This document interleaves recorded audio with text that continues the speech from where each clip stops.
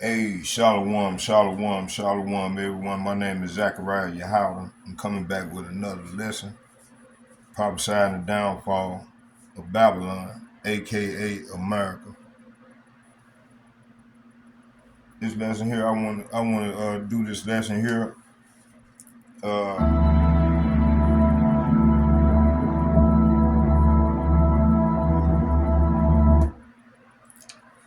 it's dedicated to myself and others, millions of other people that struggle like me and others. So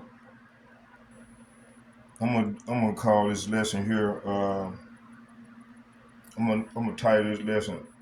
I want to examine myself. Uh, I relapse. I want to figure out what I did wrong and why. Okay, so what I did was did a little research, and so I'm putting together this lesson. All right, it says relapse usually does not come from one single moment. It is normally a chain thought, emotion, environment, habits, isolation, exhaustion, pride, dis- uh, discouragement, temptation, then action. If you want to examine yourself honestly, start by tracing the chain instead of only condemning the final act. Ask yourself, what was the feeling before it happened? Was I tired, angry, lonely, stressed, fearful, bored, or discouraged? What did I allow into my eyes and my mind beforehand? Did I slowly drift from discipline, prayer, and study, fasting, or accountability? Did I ignore a smaller compromise earlier in the day or the week? Was there a moment when I knew I should leave, stop, or turn away, but I stayed? Did I justify it mentally before doing it? What environment or trigger opened the door? A lot of times, the fall happens long before the actual relapse. The mind start negotiating with temptation first. All right, let's start right there. Let's look up that word temptation. I did a word search, and this is what I got. See,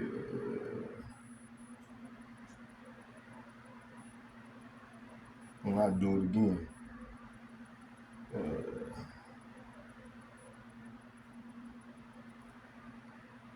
what is temptation?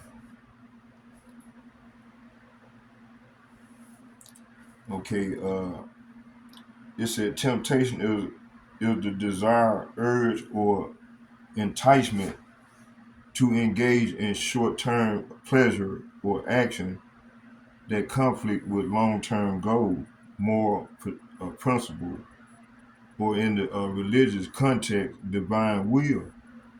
It acts as a test of character or faith, often manipulating a desire, curiosity, or fears to persuade an individual to act against their better judgment. Key aspects uh, of temptation include definition and nature. It is the temptation itself, not the action of sinning or giving in. That is the initial urge or mental attraction. It is often described as an enticement to take a legitimate desire beyond proper boundaries. Common examples. It said everyday temptation include procrastination, unhealthy eating, overspending, dishonest. It said dishonesty for gain, gossip, and jealousy. Okay, psychological, spiritual context. Temptation is seen as inedible and universal. It acts as a testing that can reveal an individual character, or when resisted, strengthen their resolve. Okay, sources are often characterized as internal, one's own desire or the flesh, or internal, the world or the devil. Okay, the process temptation often starts when an ideal, a whisper, which can escalate into shout, leading to a decision between pursuing self-interest or adhering to higher standards. In essence, temptation is the pull toward doing something you know you should not do. Hmm. Okay. So let's go back to what we were reading.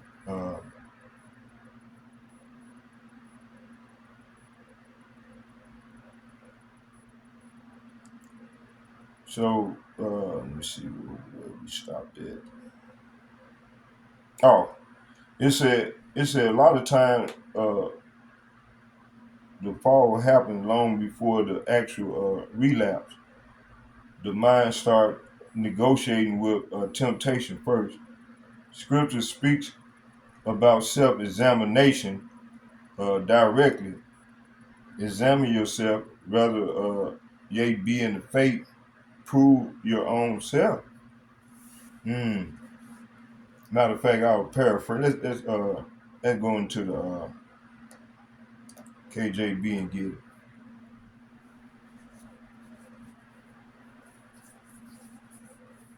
So the Lord told me I got to examine myself. All right. So we got to examine ourselves, y'all. Let me see here. Uh, 2 Corinthians 13:5.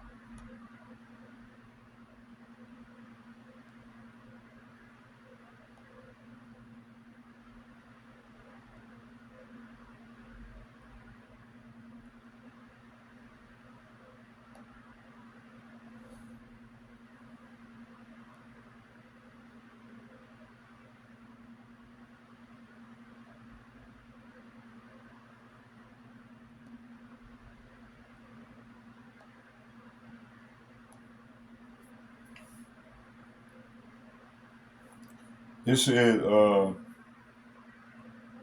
gonna start at 4. It said, thou ha- for for though he was crucified through weakness, yet he lived by the power of Yahweh Hashem Yahushua. For we also are weak in him, but we shall live with him by the power of Yahweh Hashem Yahushua towards you. Verse 5. And here go the point right here. It says, examine yourselves whether ye be in the faith, prove your own self. Know ye not your own self, uh, how Yahushua Mashiach is in you, except ye be reprobates. Hmm. So I got to examine myself, man. I don't want to be no reprobate, you know. Okay. It said whether ye be in the faith, prove yourself. Okay. 2 Corinthians chapter 13, verse 5. It said, and also watch and pray that ye enter not in temptation, as Matthew chapter 20, 6 verse 41.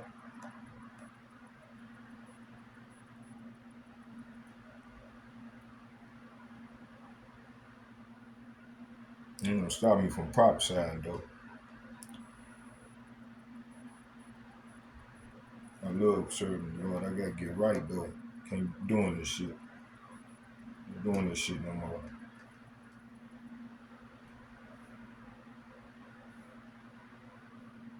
It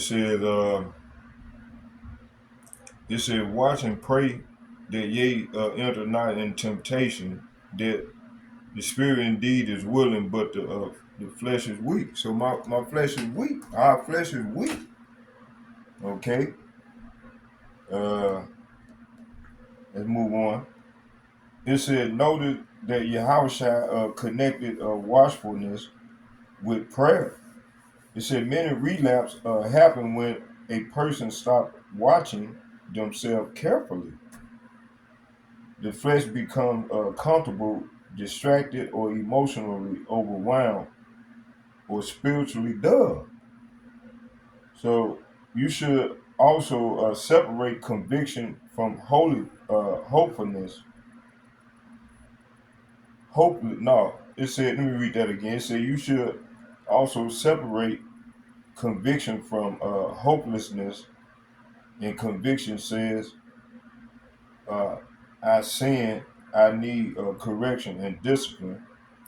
Hopelessness says, "I fail, so there is no point trying."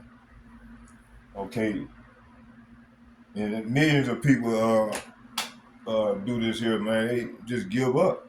I'm not gonna give up. It said, hopelessness said, "I fail, so there is no point trying." You know, I used to feel that way years ago, but then I always, got back up. But now, man, these last days, man. I gotta be disciplined, man. Especially when I'm going out to the highways and byways, prophesying. Got to be on point. Okay, servant of the Lord, man. I got to represent myself better than that. It says, you should also separate conviction from hopelessness. Conviction says, "I sin, I need correction and discipline." Okay, hopelessness says, "I fail, so there is no point trying." Those are not the same thing. A practical way to examine yourself is to write down the exact timeline before the relapse, the emotional state you were in, the trigger, the lie you believe in the moment, and what boundary should have been established earlier. Then build countenance. Countermeasure. Countermeasure. It said then build countermeasures. Remove triggers, change a routine, avoid isolation, uh, sleep properly, and that's something I don't. I be up all night. That's something I'm guilty of. Stay occupied with purpose. I try to do it much as possible, but I guess I wasn't doing it hard enough. It says, stay occupied with a purpose. Pray before temptation grows. It said cut off the. It said cut off the first. It said cut off the first compromising thought instead of wrestling with the tent. It said Yahweh Hashem Yahushua is not looking for a performance mask. It said honest self-examination matters more than pretending.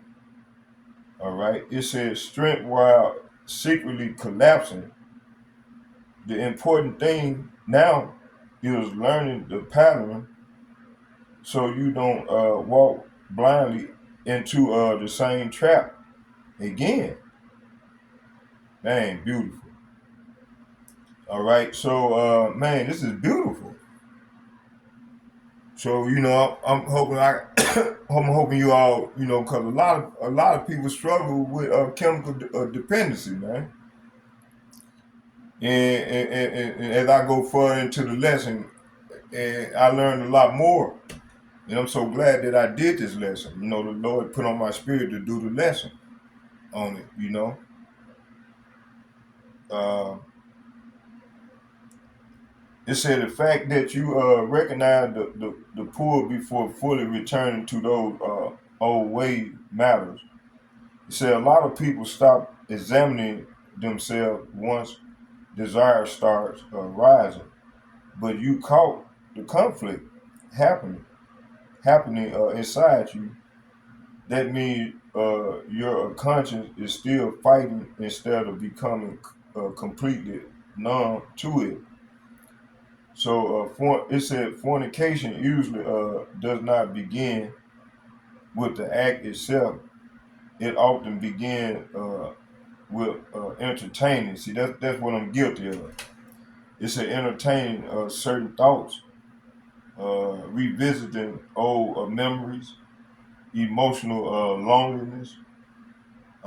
Hey, all this here apply. It says seeking comfort, attention from someone, fantasy, secrecy,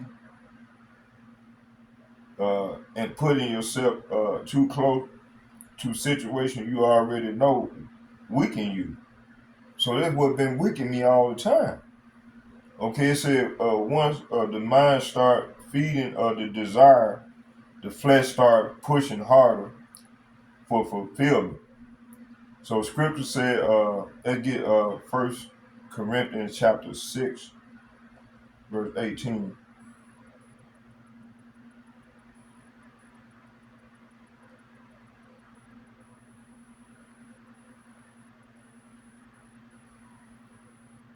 First Corinthians chapter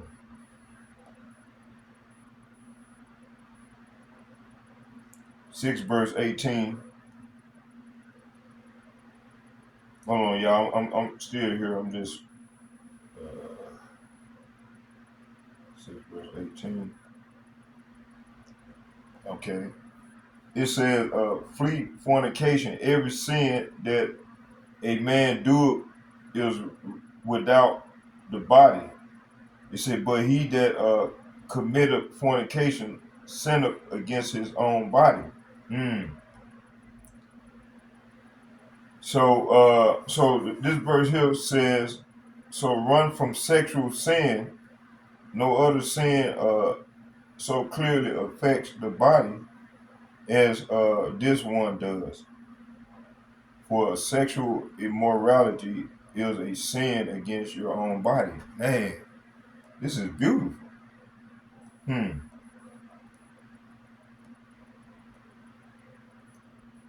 Okay, let's move on. It said, notice it does not say stand near it comfortably. It says flee. Some temptations are not meant to be negotiated with mentally for hours. Distance is wisdom. So, and another thing to examine where you are. It said, were you trying to feel something emotional? It said because no, it wasn't that. It's another thing. It said because something.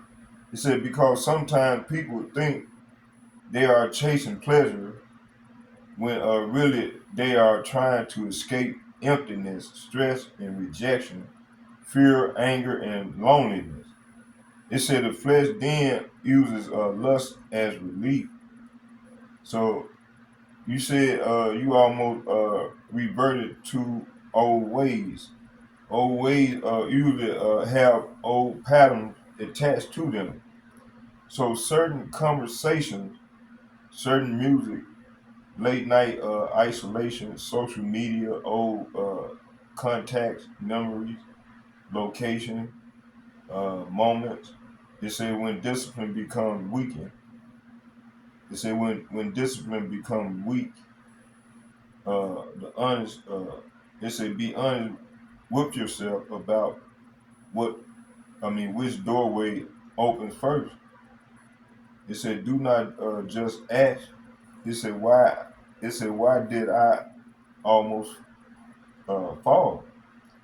Also risk. It said what condition was my spirit in uh, before the temptation arrived.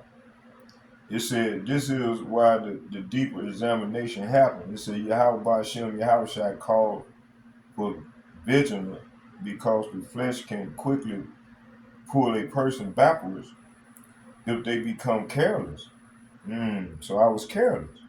It said, but falling into deeper despair after being tempted can also become another trap. It said, learn from the moment, tighten the weak area. It said, remove access points, stay occupied with purpose and discipline. Temptation grows stronger or strongest when the mind is idle, emotionally heavy and secretly feeding desire, feeding the desire.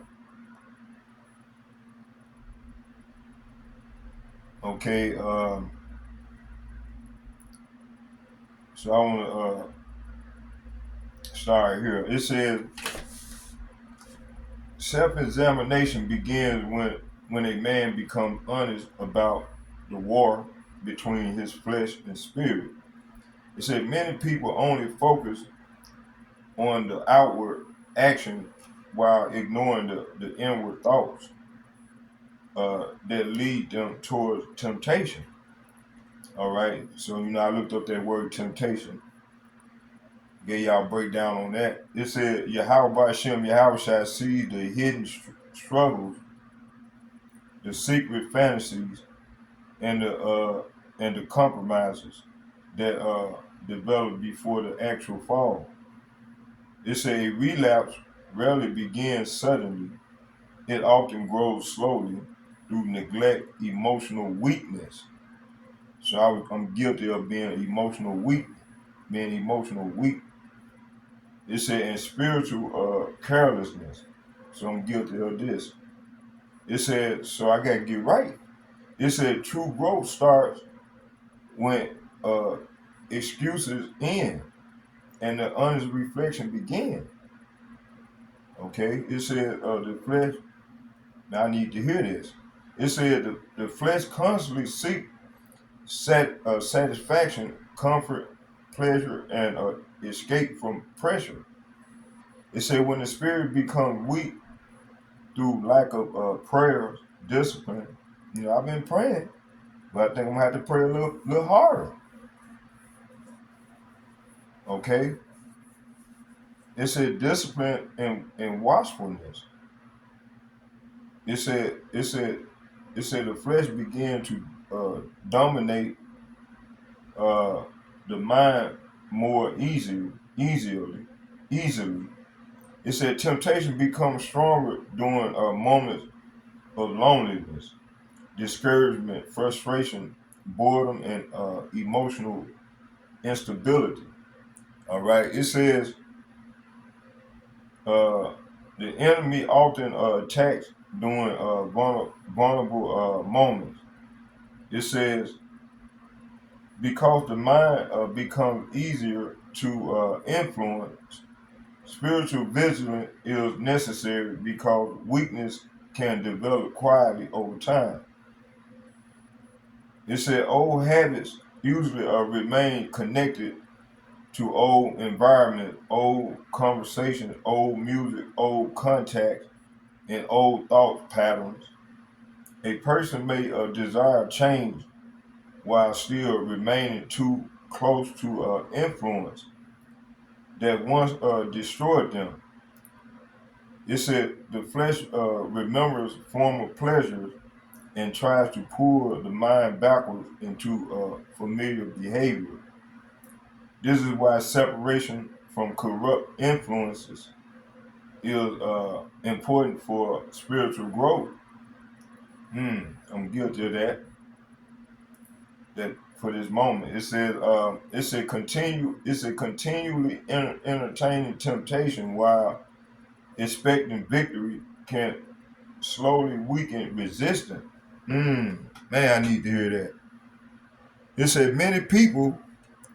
It said many people fail because they underestimate the danger of small compromises. Okay, I looked up that word compromise, small compromises. I looked that up.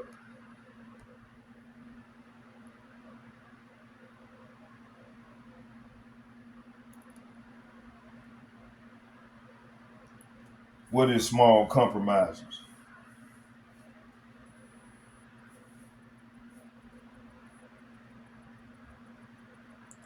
Small compromises are minor, often justified uh, devastation from principled ethical standards and long-term goals that seem insufficient individually, but can accumulate into major negative consequences. They appear as harmless shortcuts, small lies, or white lies that over time erode integrity and create a significant unintended problem.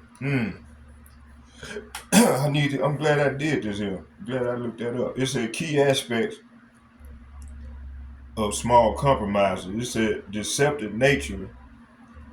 He said they rarely feel dishonest, often disguised as adaptability, realism, or a one-time exception, making them easy to justify. Cumulative effect. It says similar to scope creep is businesses or little foxes in agriculture. It said these small deviations uh, compound, leading to a significant ethical failures or disastrous outcomes. It said ethical erosion. It said they often occur when personal values are quietly set aside for short-term comforts, avoiding conflict or perceived convenience. It said dangerous examples. Small compromises might include taking a small, unnoticed shortcut at work, stretching the truth, said stretching the truth, or gradually letting down standards for personal conduct. It said why they matter. It said for. It said habit formation. They establish patterns that can lead to larger, more serious and intentional wrongdoing. Mm. It said loss of integrity. It said they force individual to manage inconsistent inconsistency, weakening personnel character. Personal character, and breaking down trust in relationships. It said culture impact. It said in organizations tolerate small compromises, signal to others what is acceptable and gradually altering norms. How to counteract them. It said immediate action, address small compromises as they arise and crucial for maintaining integrity rather than waiting for a large crisis. Okay, it said accountability, relying on peers and mentors can help identify these subtle shifts in behavior that one might not see on their own. It said consistency, maintaining high standards is small. Daily action keeps one's long obedience in the same direction. intact. Mm, man, I need to hear that. Beautiful. All right, let's move on. It says here,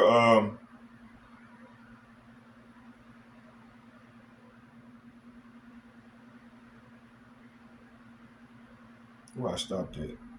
Oh yeah, let's go. Let's start back at 3 because I lost my. Oh, here we go. I was on 4. I was in 4. It said many people fail because they underestimate the dangers of small compromises. Lust often begins through prolonged thoughts, fantasies, and visual temptation, or emotional attachment before outward action occurs. What appears small at first can eventually grow into something much stronger if left unchecked. Okay, it said the mind becomes more vulnerable every time.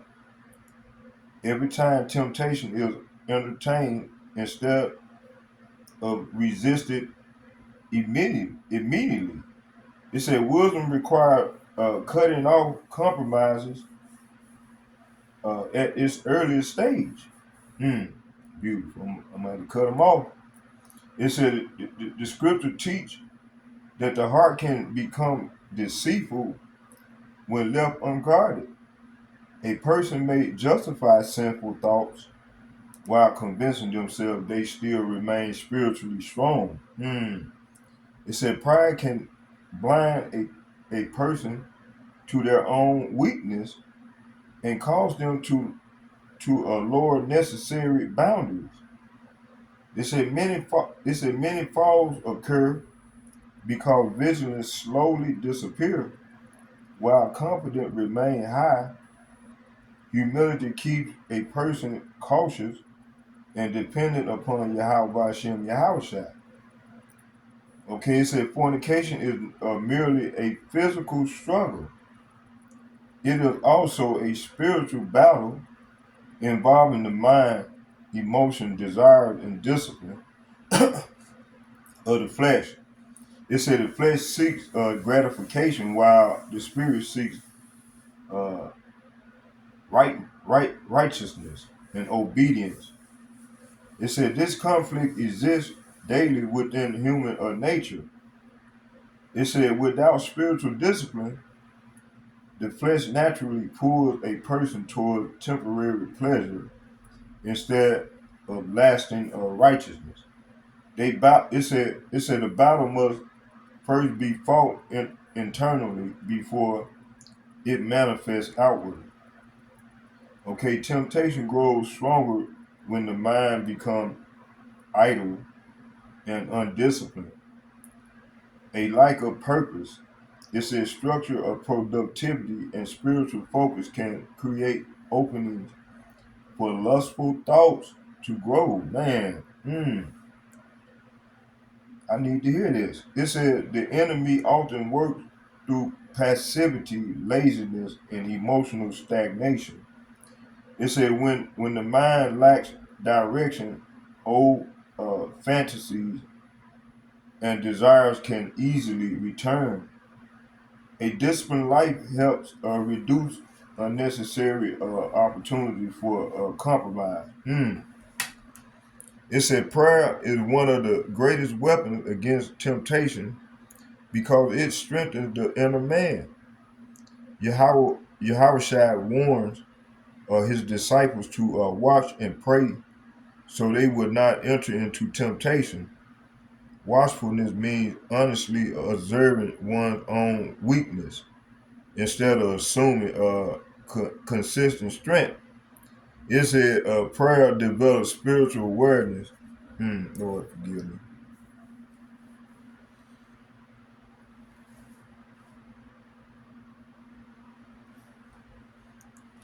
Let me go back. It said it said prayer is one of the greatest weapons against temptation because it strengthens the inner man. Yahweh warned his disciples to watch and pray so they would not enter into temptation. Watchfulness means honestly observing one's own weakness Instead of assuming a constant strength, prayer develops spiritual awareness and sensitivity towards a conviction. A prayerless life often becomes spiritually vulnerable over time. I want that to happen. It said it said relapse should not produce hopelessness, but it should produce a serious reflection and correction. It said conviction exists to bring a person back toward righteousness rather than pushing them deeper into despair. Some people completely surrender after failure because shame convinced them they are uh, beyond restoration. However, growth often comes through learning from mistakes and strengthening weak areas. It said failure should become a lesson instead of a permanent identity. It said one dangerous mistake is repeatedly returning to the same cycle without addressing the root cause, the root causes. It said temporary regret without meaningful strain. I mean, Salafia. Temporary regret without meaningful change often leads back into old behavior. It said a person must identify emotional triggers, spiritual negligence, and environmental influences honestly. It said without examining the deeper root, the same temptation may continue repeating itself. Real transformation requires practical correction and renewed discipline. It said the eyes often become gateway through which temptation enter the mind. Images, entertainment, conversation, and visual fantasies can plant lustful thoughts deeply within a person. What enters through the eyes frequently influence emotions and imagination and desires. It said guarding visual intake is therefore part of the guarding of the heart itself. It says spiritual discipline include man, hold on y'all. Damn. Hmm. Hold on here.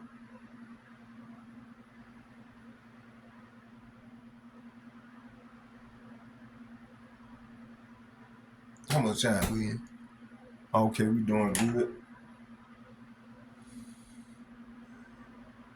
Got what verse I was on.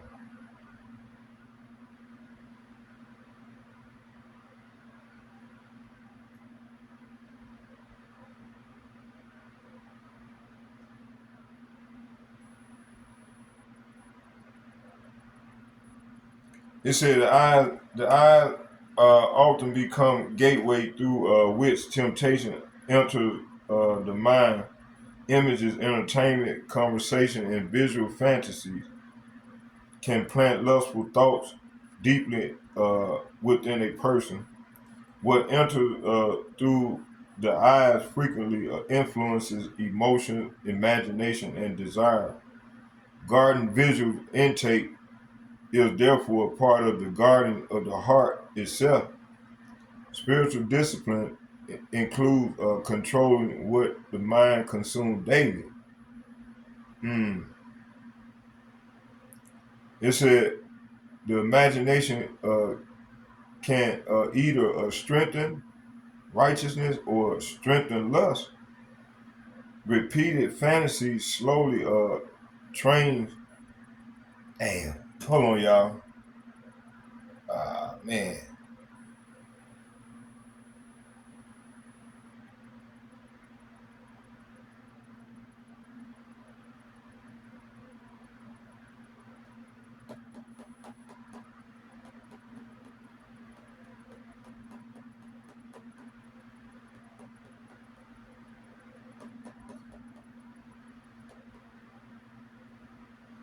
It said, let me see how it said the eyes often become gateways through which temptation enters.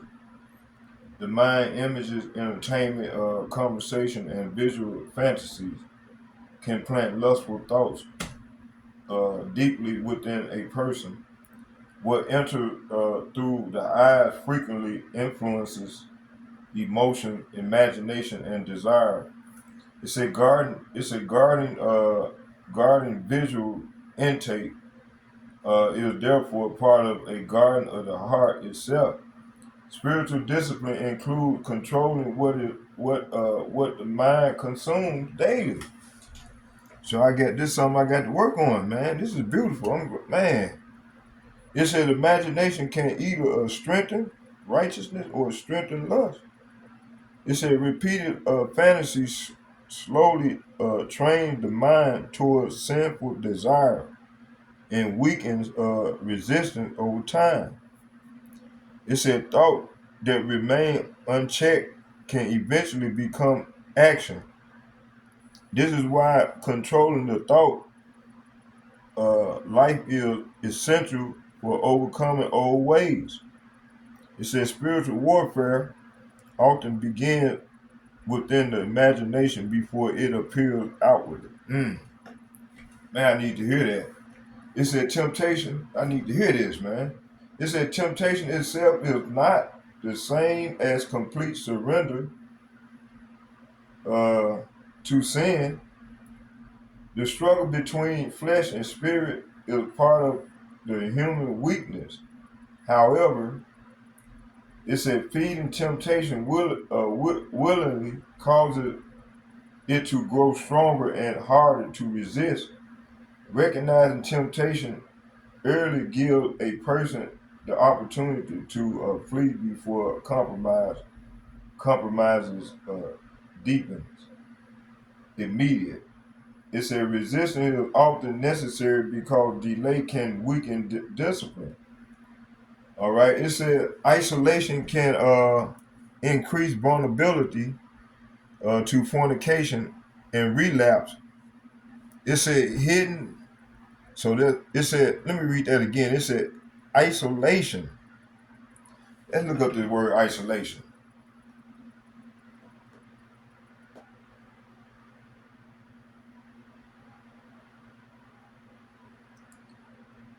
What does isolation mean?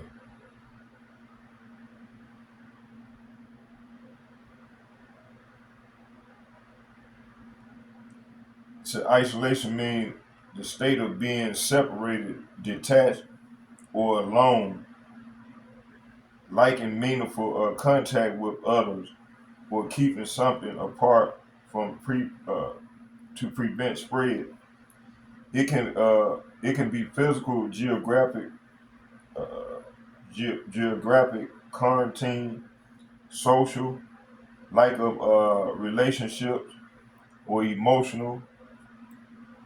It said, and may be a chosen solitude or an involuntary distressing experience. It's a key aspect of isolation, social isolation, a verifiable objective lack of social connection, relationship, or regular interaction. It's a medical isolation, the separation of sick individuals from healthy ones to stop the spread of disease, etc., in a hospital ward. Physical separation, it said placing an individual or object apart from others, such as solitary confinement or for punishment. Psychological defense, it said a mechanism involving a separation of ideals and memories from their associated emotion. Isolation versus loneliness. While often used interchangeably, they differ significantly. It said isolation is the objective, measurable a state of being alone or lacking a connection. Loneliness is the subjective emotional feeling of being alone or disconnected, which can occur even when with others. It's a effects and it's a effect of isolation. It's a while the short term isolation can offer opportunities for rest or a reflection, chronic or forced isolation can lead to seriousness, long-term negative consequences for both mental and physical health. Mm. Okay, let's go back. It says,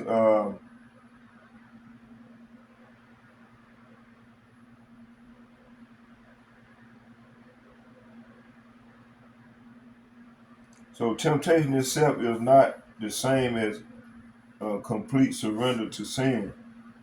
The struggle between flesh and spirit is part of human weakness.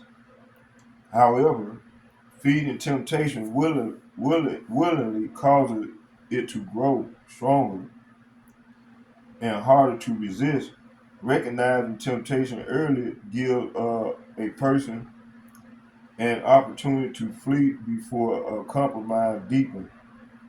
Mm, I need to hear that. It's immediate resistance is often necessary because delay can weaken discipline. It's said isolation can increase vulnerability to fornication and relapse. Hidden struggles often grow when they remain secret continuously. All right, healthy accountability and righteous fellowship can provide support, correction, and encouragement during weakness. It said the flesh become more dangerous when a person battles completely alone while hiding everything inwardly. Wisdom is self correction rather than uh, resisting it. Fasting helps. Fasting helps expose the weakness of the flesh while strengthening spiritual discipline. Denying physical desires teaches the body not to dominate the spirit completely. Spiritual growth often requires sacrifice, discomfort, and consistent restraint. The flesh naturally hates discipline because it seeks comfort and gratification. Self control developed through continued practice and obedience. It said many people lower their guard after experiencing temporary victory. All right, pride can create dangerous overconfidence and spiritual complacency. All right, so I'm guilty of that. Then it's a person may begin believing they are no longer vulnerable to old temptation. The false security often lead towards careless decision, and weakening boundaries. Humility keeps a person alert and spiritually cautious.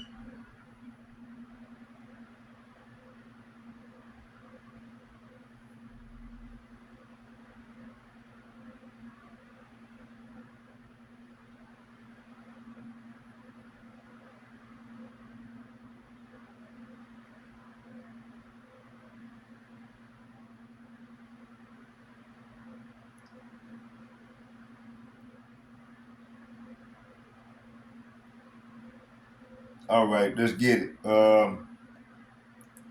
Humility is the quality of being humble, characterized by a modest view of one's own importance, lack of arrogance, and freedom from pride. It involves recognizing one's own limitation, weakness, and failing while valuing others' perspectives. It said rather than thinking less of oneself, it means thinking of oneself less. Key aspects of humility. It's an accurate self view. It's a having a realistic, down to earth, and honest assessment of your own abilities and worth. Modest and openness, being open to feedback, broad minded, and not feeling superior to others. It said respect for others, placing value on other people's perspective, welfare, and contribution. All right. It's a lack of vanity. It's an absence from self-seeking motives, selfish ambitions, or the need to boast. It's a, how humility is practiced. It's a admitting mistakes, acknowledging faults, and being open to learning. Serving others, treating others as equals or as more significant rather than seeking personal glory. It's a gratitude, acknowledge the role of others in one's life. It's a calm demeanor. It's a maintain a composed approach without needing to act superior. It's a common synonym or anonym. It's a synonym modesty, meekness, humbleness, lowliness, and submissive. Anonym. It's a pride, arrogance, vanity, and conceit. It's a in a professional or personal context. Humility is often viewed as a strength that allows the growth, better relationships, and increased emotional intelligence. Beautiful. I need to hear that. All right, now let's go back here.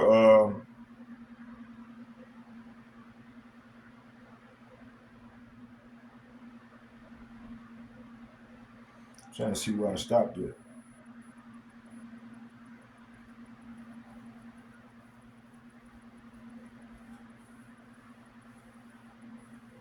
Oh, okay. It said, I'm gonna read. It said many people lower their guards after experiencing temporary victory. Pride can create dangerous overconfidence and spiritual complacency. A person may begin believing they are no longer vulnerable to old temptations. It said this false security often leads towards careless decisions and weakening boundaries. It said humility keeps a person alert and spiritual cautious. It said recognizing warning signs before a fall occurs is part of wisdom.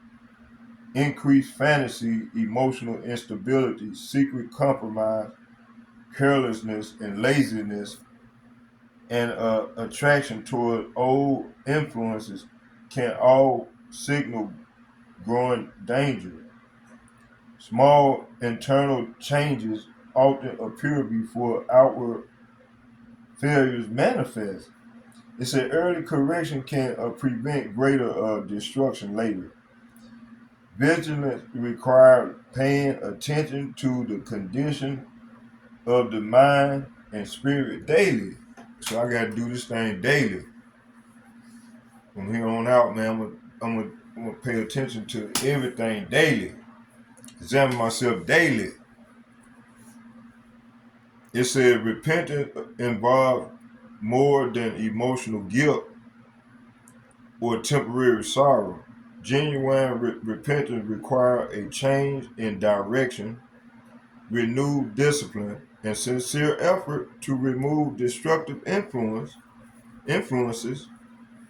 A person cannot continue feeding temptation while expecting lasting freedom from it. Transformation required practical changes in behavior, environment, and thinking righteousness demand continual efforts of correction.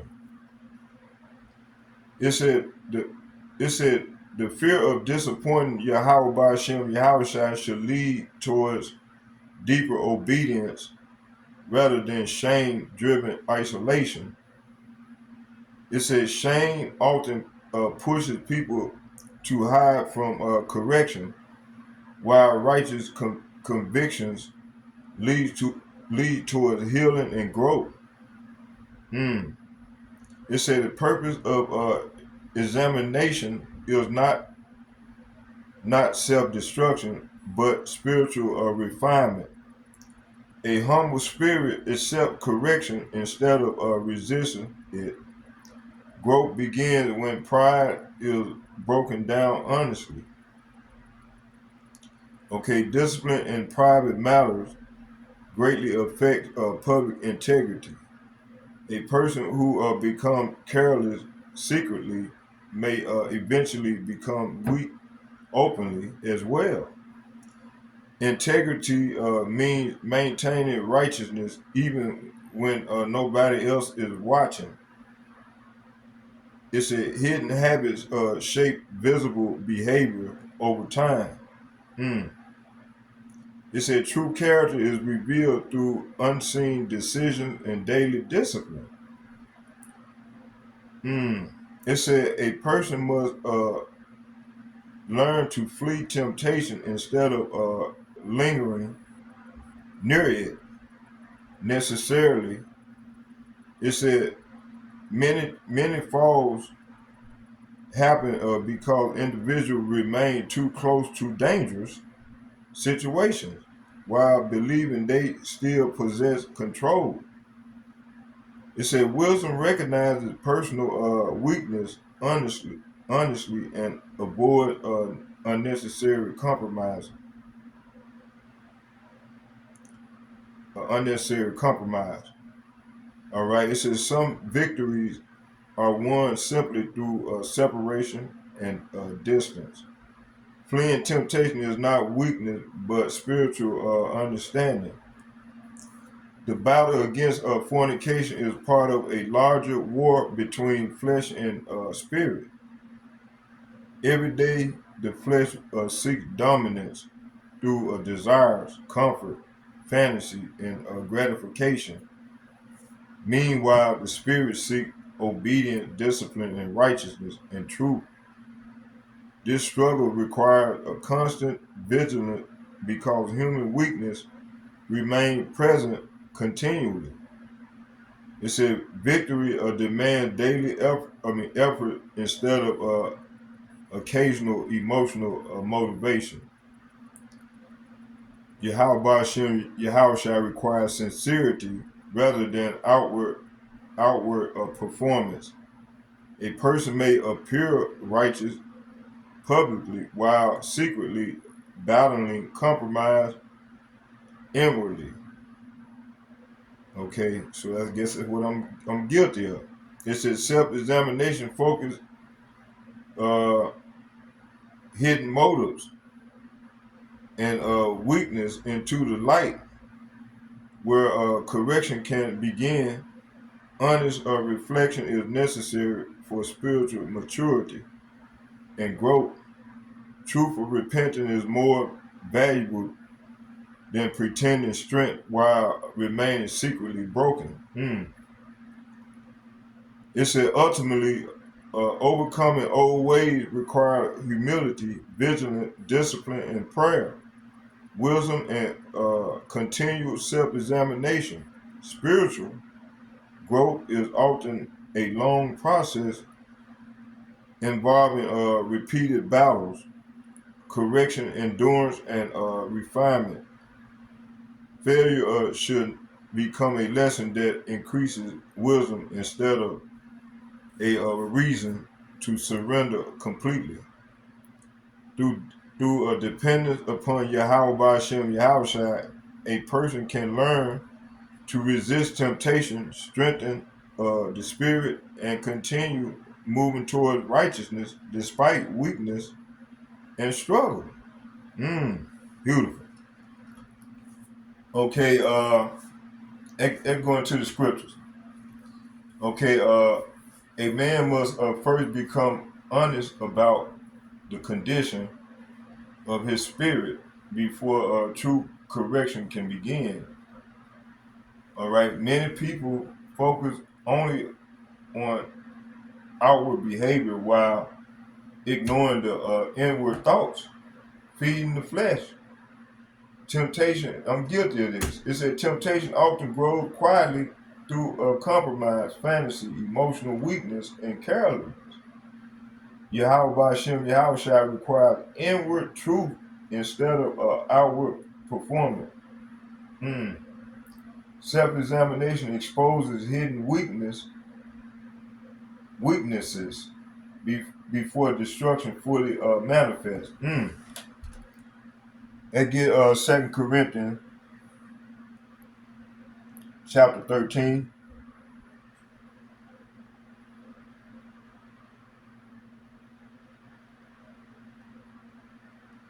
2 Corinthians chapter 13.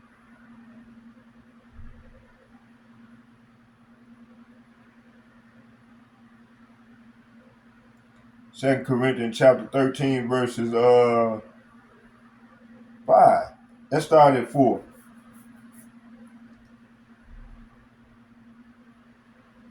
It said, for though he was crucified through weakness, yet he lived by the power of Yahweh Hashem Yahweh, for we also are weak in him, but we shall live with him by the power of Yahweh Hashem Yahweh towards you. Verse 5, it says, examine yourself whether ye be in the faith, prove your own selves, and know ye not your own selves. It said how Yahweh Mashiach is in you, except ye be a reprobate.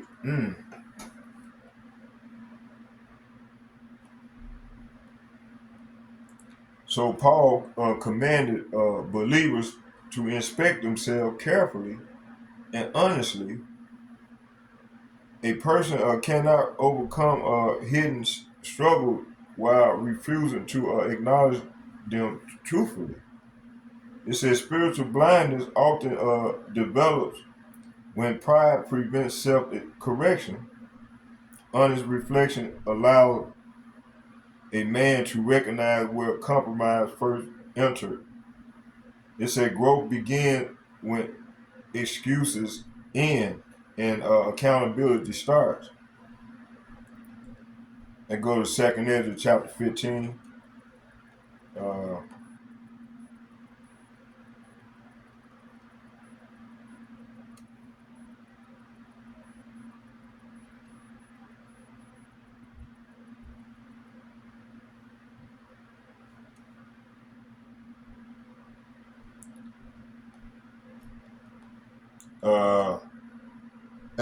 Let's start at 3 and read down to 6. It said, fear not the imagination against thee, and let not the incredulity of them trouble thee that speak against thee. For all the unfaithful shall die in their unfaithfulness. Behold, saith Yahweh Hashem Yahweh, I will bring plagues upon the world, the sword, famine, death, and destruction. Verse 6, it said, for wickedness have exceedingly polluted the whole earth, and their hurtful works are fulfilled. So the world constantly promotes lust, compromise, and spiritual corruption. So without vigilance, the mind can slowly adapt to surrounding wickedness. Self-examination protects the spirit from becoming numb to sin. Okay, temptation usually begins within the mind long before outward action take place. Uh, the imagination becomes a battlefield where compromise slowly develop. Unchecked thoughts can strengthen lust until resistance becomes weaker over time. So this, I'm glad I did the research on this. This is beautiful, and helped me to deal with my struggles. It said the imagination becomes a battlefield where compromise. Hold on, y'all.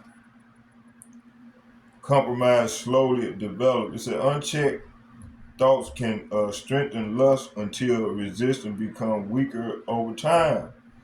It said the flesh feeds upon fantasy, emotional weakness, and repeated mental agreement.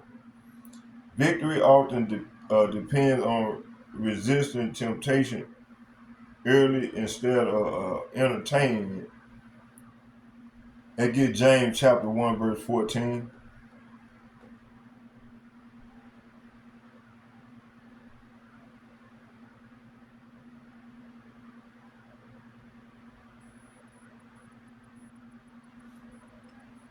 It said, but that started at 13. It said, let no man say when he is tempted, I am tempted of God, for God cannot, for Yahweh Shem Yahweh cannot be tempted with evil, neither tempted he any man. So every man is tempted when they Salabia. But every man is tempted when he is drawn away of his own lust and enticed. Mm. So this is what happened to me. It said lust works by gradually pulling the mind away from discipline and righteousness. The flesh grows stronger whenever sinful thoughts are entertained repeatedly. A person must recognize dangerous thoughts patterns before they deepen. Spiritual warfare often begins internally before it appears outwardly. The mind must remain guarded continually. And get John chapter 1 John chapter 3 verses 4.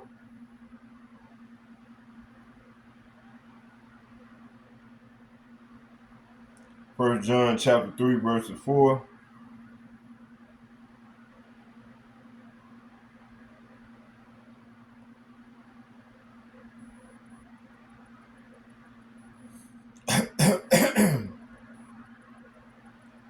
Three verses 4.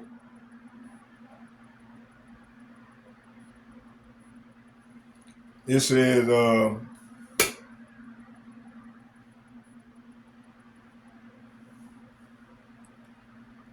1 John chapter 3 verses 4. I'm gonna start at 2 and read down to 4. It said, it said, beloved now, beloved now,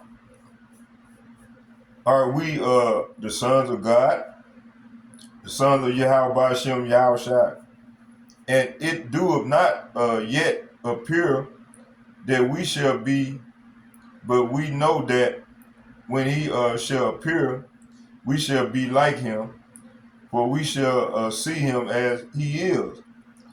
Verse 3, it said, and every man that have this hope in him purify himself, even as he is pure. Verse 4, it said, whosoever committeth sin transgresseth also the law, for sin is the transgression of the law. Mm.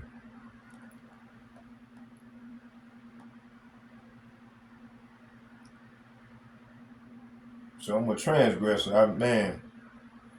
It said sin is not merely weakness, but rebellion against righteousness. It said unchecked lust eventually pushes a person toward transgression. Guarding the mind helps prevent deeper compromise. It said old habits often remain connected to old environments and familiar influences. It said the flesh remembers former pleasures and tries to pull a person backwards. Old conversation, music, contacts, and behavior can awaken previous desires. Victory becomes difficult when a person continues to remain near a temptation.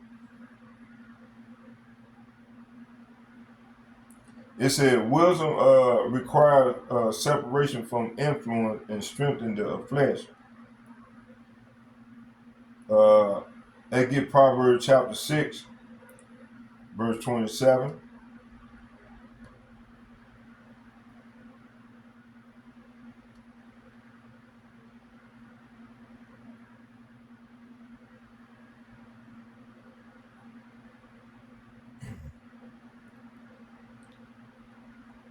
Proverbs chapter 6, verse 27.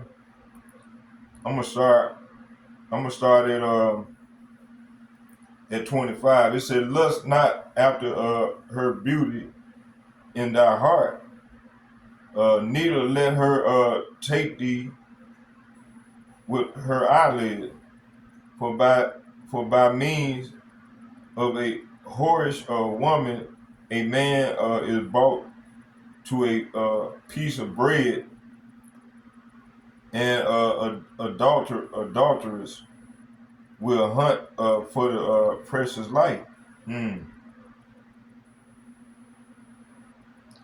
Verse 27 said, "Can a man take fire in his bosom, and his clothes not be burned?" So, so, so Solomon warned about danger of remaining near temptation. Many people overestimate their strength while underestimating lust.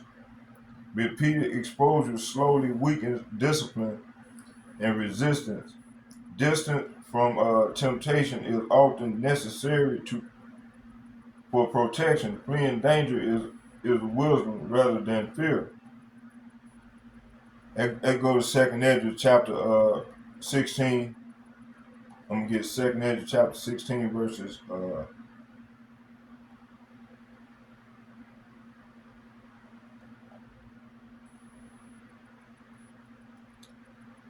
9. I'm gonna read down to 12. It said, "A fire shall go forth from his wrath." I don't want none of that smoke. "And who is he that may quench it?" I don't want none of that fire. So I gotta get right. It said, "He shall cast lightnings, and who shall not fear? He shall thunder, and who shall not be afraid?" Verse 11, it said, "Yahweh Hashem Yahweh shall threaten, and who shall not be utterly beaten to powder at his presence?" Uh, Verse 12, it said, "The earth quaketh, and the foundation thereof, and the sea ariseth up with waves from the deep, and the waves of it are troubled, and the fishes thereof also, because Yahweh Hashem Yahweh uh, and before the glory of his power."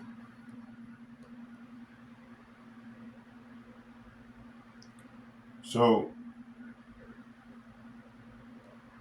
judgment approaches a world consumed by corruption. I don't want to be in that. Why I'm gonna get disciplined.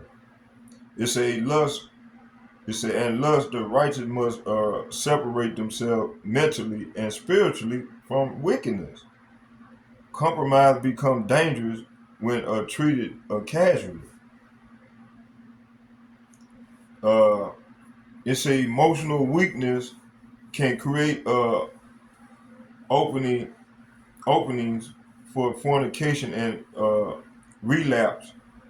Loneliness, stress, anger, and discouragement and rejecting often intensify temptation.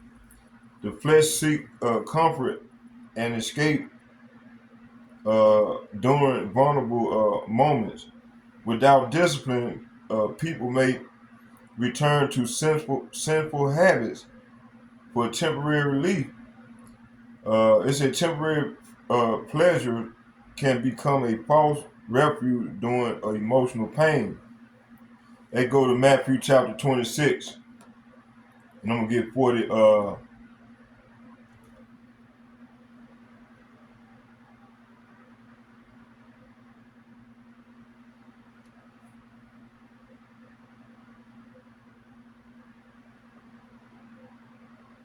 I'm gonna start at 40. He said, "He cometh unto the disciples and found them asleep, and said unto Peter, What could ye not watch with me 1 hour?"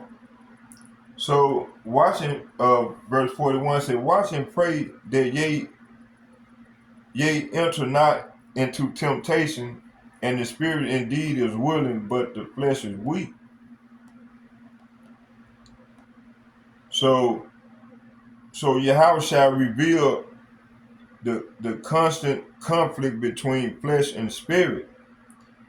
Even sincere people can become vulnerable when emotional exhausted. And that's what's going on with a lot of people, man. Millions of people out here, man, especially with shit what's going on now. It said watchfulness help identify weakness before temptation grows stronger. Prayer strengthens the inner man against compromise. It said neglecting spiritual discipline weakens resistance. That go to second Esdras.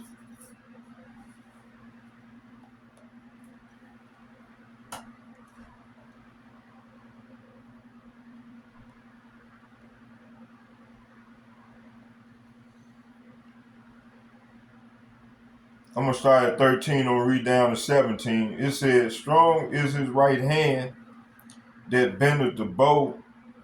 His arrow that he shooteth are sharp, and shall not miss when they begin to be shot into the ends of the earth." Talking about them ICBM missiles. It said, "Behold, the plagues are sent and shall not return again until they come again upon the earth."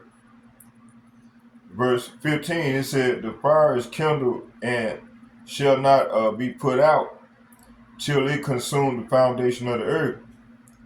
Verse 16, it said, "Like as an arrow which is shot of a mighty archer returneth not backward, even so the plague that shall be sent upon the earth shall not return again." Verse 17, it said, woe is me, who shall deliver me in those days?"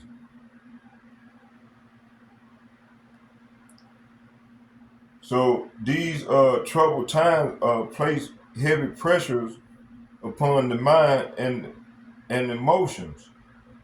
It said many people seek sinful comfort while dealing with pain. You know, you got millions and millions and millions of people, man. That's why they all fucked up, stressed out, man, doped out. You know, good thing the Lord didn't have me gone. You know, it said the troubled time place heavy pressures upon the mind and emotions. It said many people seek sinful comforts while dealing with pain and stress. Spiritual vision become even more necessary in difficult times. And go to 1 Corinthians uh, chapter 10, verse 12. Hold on, first before we do that, let's read the commentary. It said, pride can quietly prepare a person for spiritual failure. Some individuals begin believing they are too strong to fall again. Overconfidence causes boundaries and vigilance to weaken gradually. All right. It said humility keeps a person dependent upon Yahweh Hashem Yahweh. A cautious spirit remains alert to a personal weakness.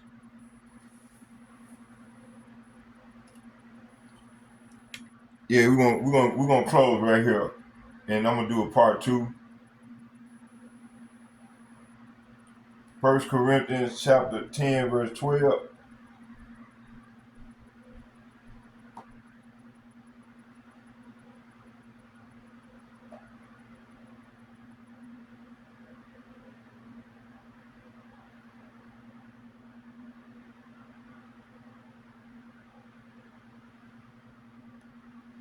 First Corinthians chapter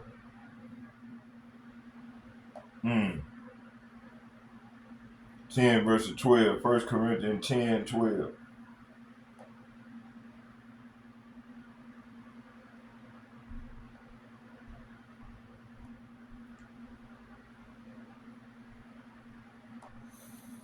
All right, I'm gonna start at 11. It said, "Now all these things happen unto them for in samples, and they are written for our admonition, upon whom the ends of the world are come." Okay, we at the end of the world, y'all. It said, "Wherefore, let him that thinketh he standeth take heed lest he fall."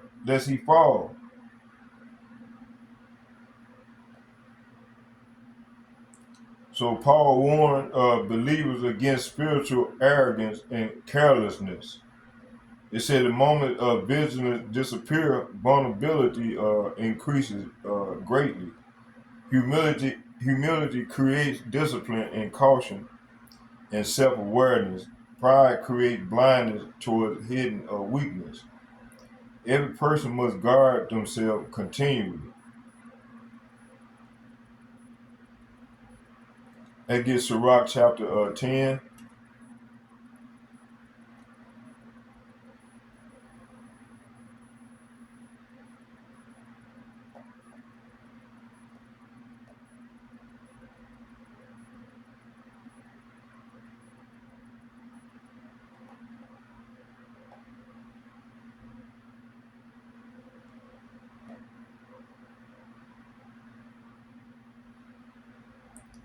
Sirach chapter 10, verses 7.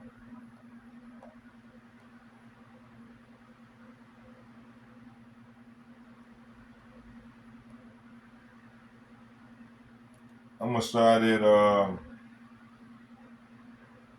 6. It said, "Bear not hatred in thy neighbors." It said, "Bear not hatred to thy neighbor for every wrong, and do nothing at all by injurious practices." Uh, verse Sirach chapter, better known Ecclesiastes chapter 10, verses 7. "Pride is hateful before Yahweh Hashem Yahushai, and man," it said, "and by a boat do one commits iniquity." And look up that word injurious practices.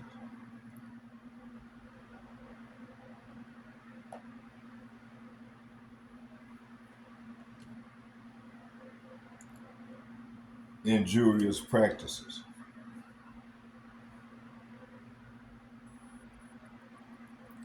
Injurious practices refer to an action that causes harm, spanning legal, medical, social, and psychological contexts. Key definitions include non-suicidal, self-injury, cutting, burning, harming, culture, traditions. It said child marriage, genital mutilation, and actions that delay recovery from a work injury. These practices are often, but not always, deliberate actions that causes physical and emotional damage. Key types of injurious practices. It says self-injurious behavior (SIB), non-suicidal action causing physical harm to oneself, such as self-cutting, burning, hair pulling, or hitching. These are often coping mechanism for emotional pain and or distress coming common in adolescence. Adolescence. It's a workplace legal context. It's in workers' compensation law. These are behaviors that impede recovery from a work-related injury, such as refusing treatment or abusing alcohol, which can lead to reduced benefits. Harmful cultural practices. All right, traditional, often accepted in certain communities that violate human rights, including child marriage, female genital mutilation, or honor killing, social gender harm. It's a practices of perpetuating violence against women, such as forced submission or coercion, control within a relationship. Unfair, unfair trade practices in businesses. These are actions like dumping or subsidize that damage domestic industries. Key context and consequences. It said psychological distress. SIB is often a way to cope with intense anger, frustration, and emotional pain. Medical recovery. It's a failure to follow medical advice can be legally classified as an injurious practice. It said violence. Okay, culture and social practices can normalize violence against women and children. Prevention and treatment. It's a mental health support. Treating SIB involves addressing underlying emotional pain, often through therapy, uh, systemic change. Combating harmful or cultural practices require common community education and legal intervention. Safety policies in the workplace, clear safety protocol, and training help prevent injuries. Okay, beautiful. All right, so Paul warned believers spiritually against arrogance and carelessness. The moment vigilance disappear, vulnerability increased greatly. Humility creates discipline, caution, and self-awareness. Pride creates blindness toward hidden weakness. Every person must guard themselves continually. All right. So we read. It said so. Pride. It said for pride have destroyed many. Okay. Pride.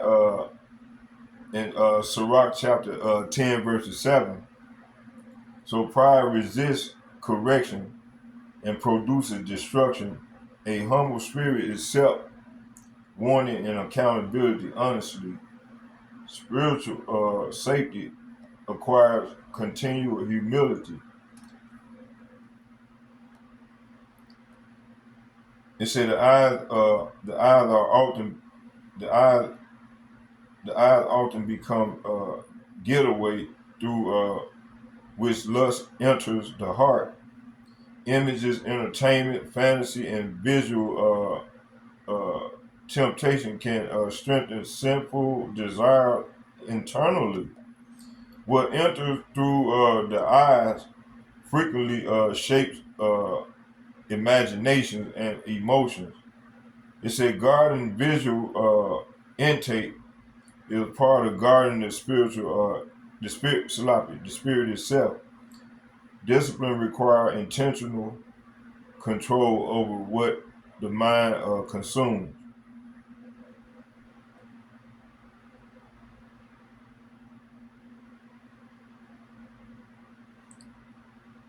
They get that Job chapter 31, verses 1.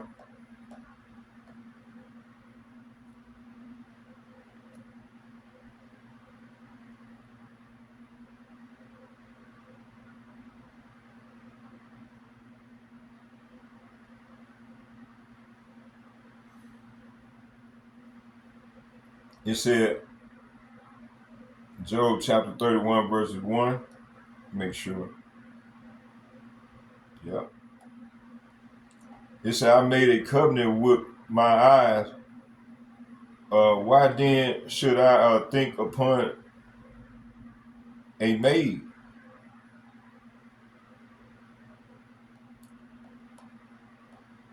So Job understood the connection between visual temptation and lustful thought. The eyes can quickly influence emotions, and desires. Hmm, I didn't know that. Is it man? It said boundaries help prevent fantasies from growing stronger. All right. It said purity begins sloppy. Purity requires discipline over visual consumption. The thought life must remain guarded carefully. Uh, Songs of Solomon 1:6. It said, "Look not upon me, because I am black, because the sun have looked upon me."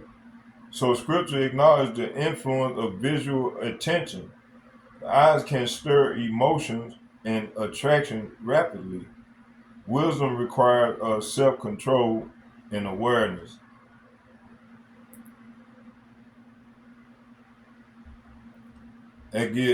So idle time often create unnecessary opportunities for temptation. Without purpose, structure, and discipline, the mind can wander towards lustful thought. Laziness weakens mental and spiritual resistance over time. All right. A disciplined life helps reduce opportunities for compromise. Purposeful activity strengthens focus on accountability. Proverbs chapter 6, verses 10. It said, "Yet a little sleep, a little slumber, a little folding of the hands to sleep." Proverbs 6 and 10. So scripture warned against passivity and laziness and undisciplined life can slowly produce spiritual weakness. The mind requires productive direction and structure. Idleness often invites. It said the mind requires productive direction and strength. Structure. It said idleness often invites fantasies and temptation. All right, discipline helps strengthen self-control. Let's get one. Let's get this. Let's close right here. We're gonna get Sirach 424. 420. We're gonna start at 424 and read down to 27.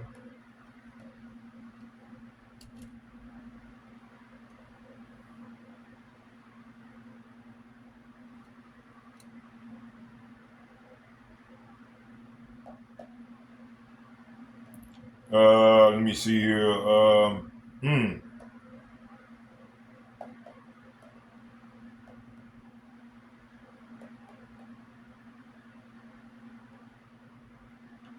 Uh,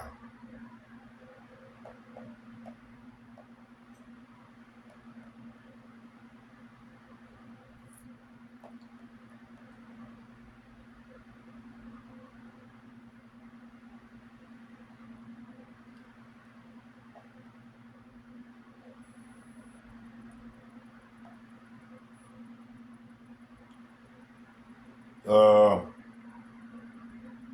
it said, I'm gonna start at 22. It says, "Accept no person against thy soul, and let not the reverence of any man cause thee to fall." Uh, Verse 23, it said, "And refrain not to speak when there is occasion to do good, and hide not thy wisdom in thy in her in her beauty." It said, "For by speech wisdom shall be known, and learning by the words of the tongue." Verse 25, it said, "Let no wise speak against the truth, but be abashed, abashed of the error of thy ignorance." Uh, Verse 26, it said, "Be not ashamed to confess thy sin, and force not the curse." It said, let me go back and read that again. It said, "Be not ashamed to confess thy sin, and force not thy curse, force not thy course of the river." Verse 27, it said, here go the point right here. It said, "Make not thyself," and underlining, underlining to a foolish man, neither accept a person of the mighty. So compromise gains strength when discipline disappears. Spiritual negligence creates openings for temptation. A purposeful life helps resist destructive habits.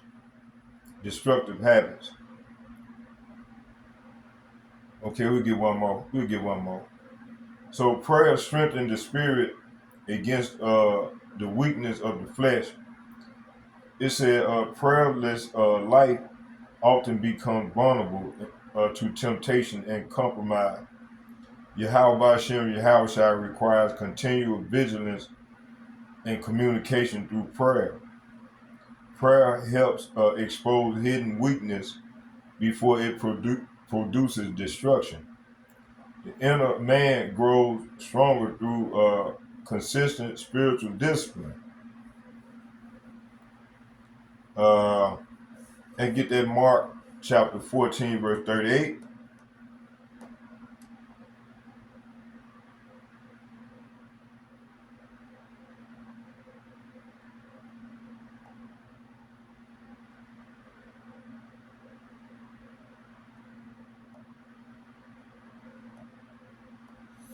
All right. It said, I'm gonna start at 37. It said, "And he cometh and findeth them sleeping, and saith unto Peter, Simon, sleepest thou? Could not thou watch 1 hour?" Verse 38, it said, "Watch ye and pray, lest ye enter into temptation. The spirit is truly," it says, "the spirit truly is ready, but the flesh is weak."